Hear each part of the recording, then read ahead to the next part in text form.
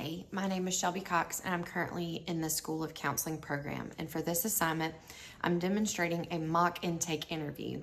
And an intake interview is typically the first conversation between a counselor and a client where the counselor builds background information and begins to understand what might be going on in the client's life.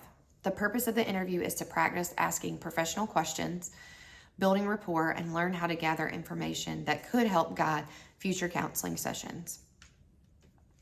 Today, I'm going to be interviewing my son, who volunteered to help me with this assignment. He has signed a consent form and understands that this interview is being recorded for educational purposes for my class.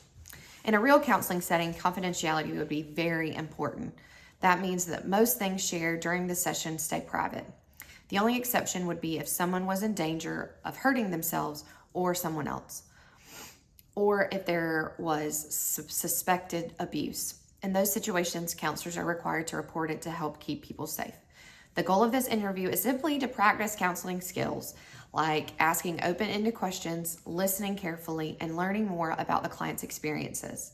So we're going to go ahead and get started. Hey, this is Shelby Cox, counseling student. I am doing my intake interview and I'm using my son as my participant. So here we go. All right, tell me a little bit about yourself. It's okay. It's okay. Okay, so what grade are you in? Third. You're in third grade, okay. And what are some things that you enjoy doing in your free time? Playing on PS5. Playing on your PS5. Is there anything else? Playing basketball, baseball, and playing with my brother. Okay. How old is your brother? 14. Okay, cool. All right. If you were meeting with the counselor, what might you want help with? What's something that a counselor can help you with? Listening. Focusing. And what do you mean by that? Focusing in class, listening, not goofing off. Not goofing off. Okay. Is there anything that stresses you out lately? Do you have anything that this goofing off and playing and not focusing in class, how long has this been going on? Few days. Okay. So we're talking about school, right? So how do you feel about school right now? Pretty good. Pretty good? What is something that's going really good in class, like your favorite class? Yeah. Why is ELA your favorite class? Because math is really hard for me sometimes. What is hard about math, or what do you think the hardest thing? Multiplying by multi-digit numbers. Why is that hard? Because we had to get the answer from thousands, like 4,000. So there's like multiple digits. That's not like It's like 253 multiplied by 123. Okay.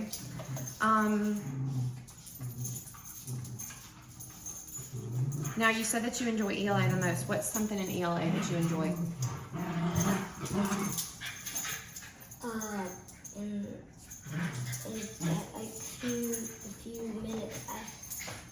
the last 45 minutes of class, I like to read because I'm almost done with all the stuff that I need to do. So because you finish your work early, the teacher lets you do Read. And that's the only extra thing you get to do? And like progress learning, if we haven't done it, we have like 10 things to do. Okay. I have like 5 left. I'm working on one right now. So progress learning. What is progress learning? It's basically just IXL, but it has like different categories, like ELA, science, social studies, Okay. and something like elementary school writing.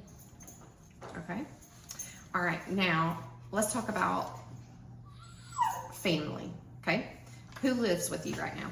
My mom, my dad, and my brother. Okay.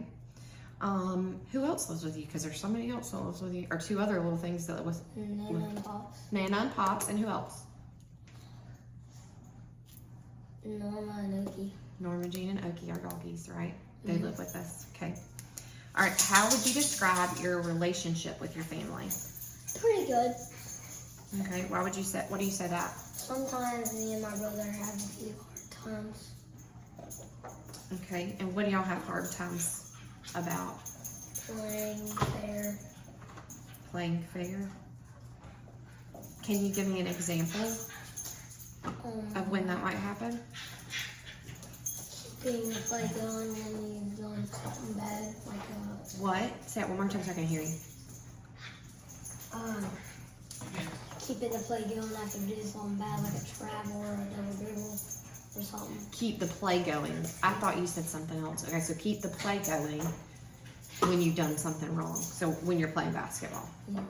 Okay.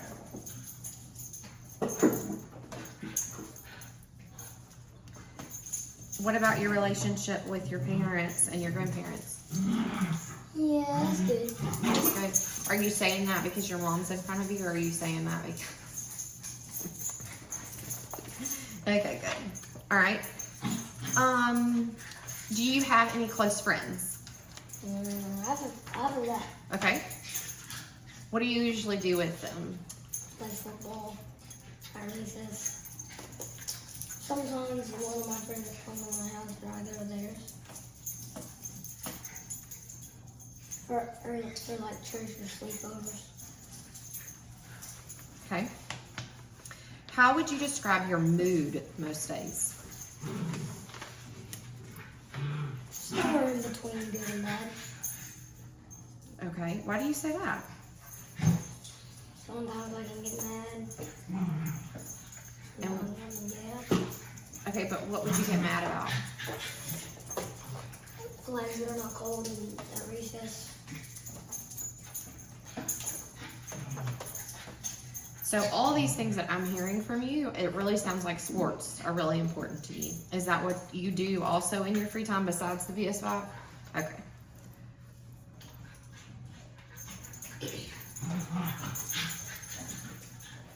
What is your favorite sport to play? Basketball Basketball. or football. Okay. But what I'm hearing though is you were saying that that at school you play football, right? And then that can make you mad because they don't call all the right calls. Is there any other time that you can think of that it's something that can make you mad? I've already said it, like the wrong calls in basketball, like traveling or double dribbles. Okay.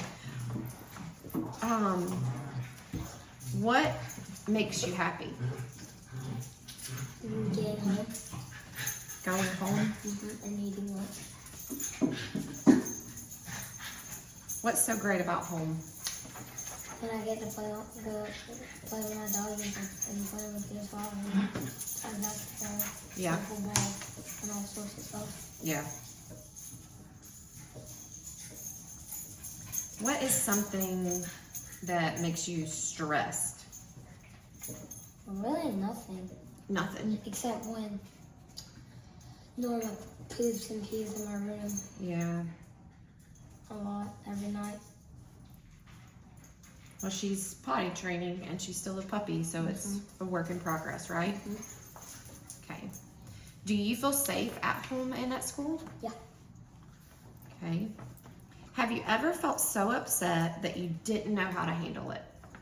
When was that? Tell me about that time. Today. What happened today?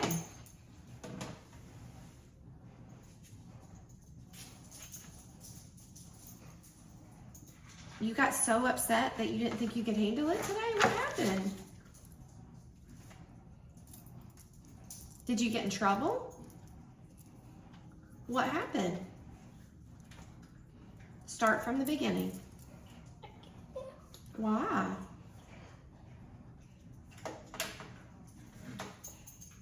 Did you make a bad choice? You made a bad choice? Well, tell me about it.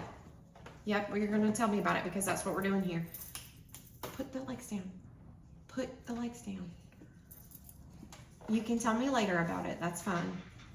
Okay, but you were so upset today at school that you felt like you couldn't handle it. Do you know what that means? That you can't handle something? That you're out of control, or that you don't know how to handle, like you don't know what to do next. You felt like that today, that you didn't know what to do next? No? Okay. Okay. All right. Okay. All right. What goals would you like to work towards? What are some things that you want to work on? Listening, focusing.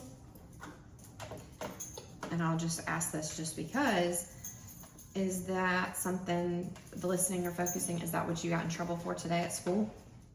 Yeah? Okay. Well, that's definitely something that we could work towards. I like that. Okay. Now,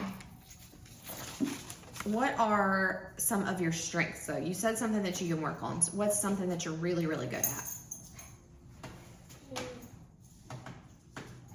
at school? That I'm smart. You are smart? How do you know that you're smart? What makes you smart? Because I'm gifted and talented. Because you're gifted and talented? But there's no other reason? Because I read good and big books.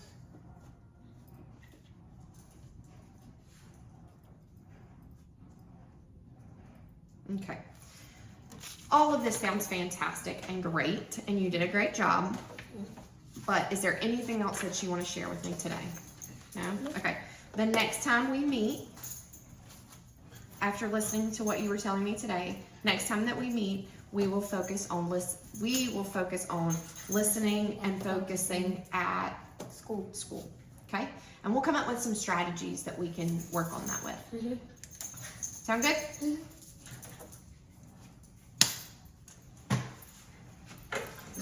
All right, thank you for answering all of my questions and helping me with this assignment.